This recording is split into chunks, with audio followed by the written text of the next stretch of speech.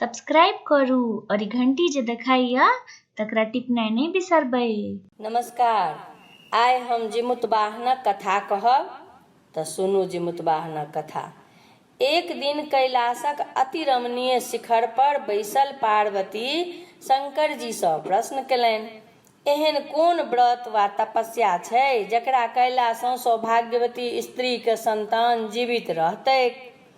शंकर जी कहलखिन, आश्विन कृष्ण अष्टमी तिथिके यदि स्त्री लोकनि पुत्रक कामनासँ शालिवाहन राजाक पुत्र जिमुतवाहनक कुशक प्रतिमा बनाय कलशक जलमे स्थापना कऽ कलशक चारू भाग खूब सुसज्जित कऽ ओहिठाम खादि खुनि पोखरिक निर्माण कऽ एकटा पाकड़िक ठाढ़ि रोपि ताहि पर माटिक चिल्होरिक आकृति बना कऽ राखि आ नीचाँमे गिदरनीक आकृति बना कऽ दुनूके माथ पर सिन्दूर लगाय फूल माला अक्षत धूप दीप नैवेद्य आदिसँ युक्त भऽ बाँसक पात पर पूजा कयलासँ वंशक वृद्धि होइत छैक आ पुत्रक जतेक जे ग्रह चक्र रहैत छैक तकरासँ मुक्ति भेटैत छैक आ संग संग सब प्रकारक मनोरथ पूरैत छैक। एहि पृथ्वी पर समुद्रक नजदीकमे नर्मदाक तट पर दक्षिण दिशामे कनकावती नामक एकटा नगर छैक। ओहिठाम अनेको तरहक सेनासँ सुसज्जित मलयकेतु नामक राजा राज करैत छलाह। हुनके राज्यमे बहुलुटा नामक मरुभूमि छलैक जकरा मध्य बाटे नर्मदा नदी बहैत छल। ओकरे किनार पर एकटा अति विशाल पाकड़िक गाछ छलैक। ओहि पाकड़िक धोधरिमे एकटा गिदरनी निवास करैत छलीह आ ठाढ़ि पर एकटा चिल्हौरनी। बहुत दिनसँ संग रहलाक कारणे दुनूमे खूब मित्रता छल। ओहि नगरक निवासिनी महिला लोकनि ओहि गाछ लग आबि आश्विन कृष्ण अष्टमीके जिमुतवाहनक पूजा कऽ कथावाचकसँ कथा सुनि अपन अपन घर गेली। गिदरनी आ चिल्हौरनी सेहो व्रत केने छली, इहो लोकनि अपन अपन घर गेली। ओहि दिन संध्या समयमे नगरक निवास कनिहार जे नामी सेठ तकर एकमात्र पुत्र सकर मृत्यु भऽ गेल छलै। ओकर परिजन सब नर्मदा कातमे आबि अग्नि संस्कार कऽ अपन अपन घर जाइत गेलाह।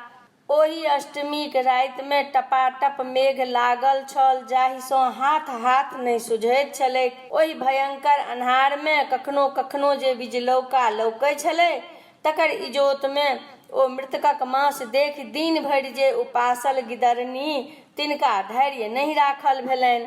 ओ गाछ पर जे चिल्हौरि रहथिन तिनकासँ प्रश्न केलखिन, हे बहिना जागल छ? पहिल बेर खुशीपूर्वक चिल्हो जवाब देलनि जे जागले छी। एहि तरहे अनेक बेर रहि रहि कऽ पुछारी केलाक बाद चिल्हो सोचलनि हिनका उत्तर नहि देबाक चाही, अपनाके निन्द्राक वशीभूत भऽ जेबाक चाही। पुनः गिदरनीके जिज्ञासा पर जवाब नहि भेटलनि। तखन ओ सोचलनि बहिना शायद सुति रहली। बेर बेर गिदरनीके जिज्ञासोपरान्त जवाब नहि भेटला पर ओ अपन धोधरिसँ निकलि नदी किनार गेली।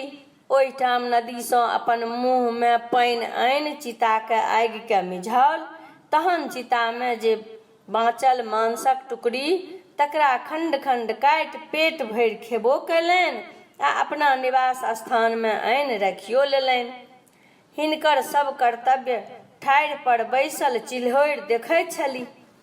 आब प्रातःकाल गिदरनी चिल्हौरिके कहलखिन, हे सखी, पारणक चर्चा किया नहि करैत छी? रातुक बातके जननिहारि चिल्हौरि उदास भऽ कहलखिन, हे प्रिय, पारण करू, आब पारणक बेर भऽ गेलै। हम स्त्रीगण लोकनिक द्वारा जे देल गेल अक्षत औंकड़ी आ नैवेद्य ताहि लऽ कऽ पारण करैत छी, अहूँ करू ग। तकरा बाद कालक्रमे प्रयागमे कुंभ लगलै। चिल्हौरि आ गिदरनी संजोगसँ दुनू गोटा ओतय गेली। ओहिठाम एके समयमे दुनूके मृत्यु भऽ गेलनि। कुंभमे मृत्युक कारण गिदरनी आ चिल्हौरनी दुनूके जन्म वेदक ज्ञाता जे भास्कर नामक भिक्षु ब्राह्मण तनिका घरमे भेलनि। दुनू गोटे जौआ भऽ कऽ जन्म लेलनि। दुनूके नामकरण भेल। चिल्हरि जे छलीह से जेठ भेली, हुनकर नाम शीलावती छल, आ गिदरनी छोट भेली, हुनकर नाम कर्पूरावती राखल गेल। दुनू कालक्रमे पैघ भेली, यानी कन्यादानक योग्य भेली। तखन दुनूके कन्यादान भेल। पैघ जे शीलावती, हुनकर विवाह महामत नामीसँ भेलनि। दोसर कन्याक विवाह मलयकेतु नामक महाराज तिनका संग भेल। कालक्रमे कर्पूरावती गर्भवती भेली आ बच्चा जन्म लेलकनि, लेकिन बचलनि नहि, मरि गेलनि। एहि तरहें कर्पूरावतीके 7टा पुत्र जन्म लेलकनि आ 7 मरि गेलनि। ओ लोकनि परम दुखी छलीह। जेठ जे कन्या शीलावती, हुनको 7टा पुत्र जन्म लेलकनि आ 7 जीवित छलनि। शीलावतीके सेहो कर्पूरावतीके पुत्र सभक मृत्यु पर बड़ दुख होइत छलनि। कर्पूरावतीके तकलीफ छलनि एहि बातक जे शीलावतीके 7टा पुत्र जीवित छलनि आ सेवा करैत छलनि, से देखि कर्पूरावतीके बड़ संताप होइ छलनि। एहि दुखसँ कर्पूरावती जिमुतवाहनक पूजा दिन खटवास लऽ लेलनि। राजा जहन गृहवासमे अयलाह तऽ जिज्ञासा कयलनि जे रानी कतऽ छथि। तखन रानीके लगमे रहनिहारि जे चेरी लोकनि से जाय कर्पूरावतीके कहलखिन, अहाँके महाराज तकैत छथि। रानी ओकरा सभक द्वारा सम्वाद देलनि जे कहून गऽ जाकऽ जे शयनागारमे सूतल छथि। तखन राजा आबि प्रश्न केलनि, प्रिय, एना किया सूतल छी? कर्पूरावती जवाब देलनि, सुखे सूतल छी। तखन राजा कहलनि, प्रिय उठू। कर्पूरावती ताहि पर कहलनि, अहाँ यदि हमर कहल करब तहन हम उठब, नहीं तऽ हम नहीं उठब। राजा जवाब देलनि, अवश्य करब। ताहि पर रानी राजासँ 3 बेर सत्य करेलनि। सत्य केला पर कर्पूरावती ओछाओनसँ उठली आ कहलनि, हमर जे बहिन शीलावती, तिनकर 7 पुत्रक गर्दनि काटि हमरा मंगवा दिअ। ताहि पर राजा पृथ्वीके ठोकैत कान धरैत कहैत छथि, पापिनी, एहि तरहक बात अहाँ किया बजलहुँ? एहि तरहें बेरी बेरी कहलाक बाद कोनो प्रत्युत्तर नहीं पाबि हुनकर आज्ञाके स्वीकार कयल। तहन राजा कहलनि, काल्हि अहाँके 7टा सिर अनाके दऽ देब। कर्पूरावती हुनकर वचनके सत्य जानि जिमुतवाहनक पूजा कयलनि। तकरा बाद राजा अपन सत्यक रक्षाक हेतु चंडालके बजा कहलनि, महामतक जे 7 पुत्र तकर गर्दनि काटि कर्पूरावतीके आनि दहुन। प्रातः काल ओ सब 7 गोटाक गर्दनि काटि कर्पूरावतीके देलक। 7 मूड़ीके देखि कर्पूरावती अति प्रसन्न भेली। कर्पूरावती ओ 7टा मूड़ीके धो पीयर कपड़ामे बान्हि 7टा डालामे राखि दासी द्वारा शीलावतीके 7 पुतहुक पारना लेल पठा देलनि। शीलावती द्वारा नियम पूर्वक जिमुतवाहनक पूजाक कारणे ओ 7 डाला महक जे मुंड से नारियलक फल भऽ गेल आ 7 बालक जीवि गेल। ओ 7 बालक अपन घोड़ा पर चढ़ि अपन घर आयलाह। 7 भाई स्नान ध्यान कय अपन अपन पत्नीक समीप पहुँचलाह।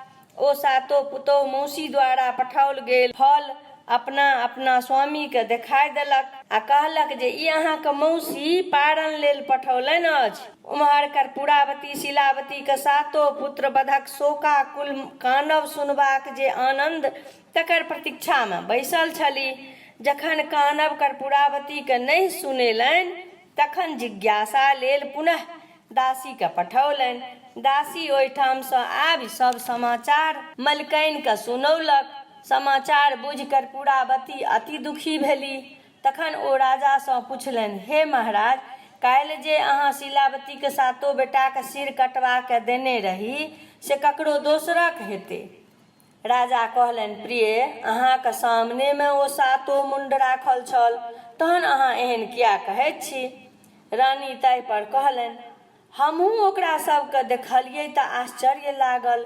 ओ सब पुनः जीवित कोना भऽ गेलै? तहन राजा बजला, प्रिय, अहाँके बहिन पूर्व जन्ममे सत्य व्रतक आचरण कयने छथि। ओहि व्रतक प्रभावसँ हुनकर 7 पुत्र जीवित भऽ गेलनि अहाँ ओहि सत्यव्रतक आचरण नहि केने छलहुँ, तेँ अहाँके 7 बालक मरि गेल आ ताहिसँ अहाँ अत्यंत दुखी रहैत छी। राजाके मुँहसँ ई बात सुनि गुम भऽ कर्पूरावती ठाढ़ रहली। अगिला वर्ष कर्पूरावती महामत्तक जे स्त्री शिलावती हुनका दासी द्वारा समाद पठौलनि, आइ दुनू गोटे एके ठाम पूजा करब आ कथा सुनब। शिलावती दासी द्वारा समाद पठेलखिन। कर्पूरावती महारानी छथि, हुनका बुते ई पूजा करब आ कथा सुनब संभव नहि छनि। दासी ओतयसँ आबि रानीके कहलकनि। रानी दासीके कहलनि, हुनका 7टा बालक छनि, ताहि गुमानसँ चूर छथि। कर्पूरावती प्रातःकाल संग संग पारण करब ताहि लेल दासीके पठौलनि। दासी पुनः वापस आबि कहलकनि। ओ कहलनि, हम दुनू गोटा एक संग पारण नहि कऽ सकैत छी। ई सुनि रानीके क्रोधक ठेकान नहि रहलनि। ओ खरखरिया मंगाए ओहिपर चढ़ि पारनाक जावंतो सामग्री लऽ शिलावतीके ओहिठाम पहुँच गेली। ओहिठाम पहुँचलाक बाद शिलावती आदरक संग पानि लऽ पैर धोआ आसन पर बैसलखिन आ पुछलखिन, बहिन एहिठाम कोना अयलहुँ? कर्पूरावती कहलखिन, अहाँक संग मिलिकऽ पारण करऽक लेल आयल छी। तखन शिलावती कहलनि, हम अहाँ संग एकठाम पारण नहि करब। अहाँ राजाके राज्य भोग सब करू आ आबो दुष्टता छोड़ू। कर्पूरावती तैयो थेथर जकाँ कहलनि, आइ हम अहाँक संगे मिलिए कऽ पारण करब।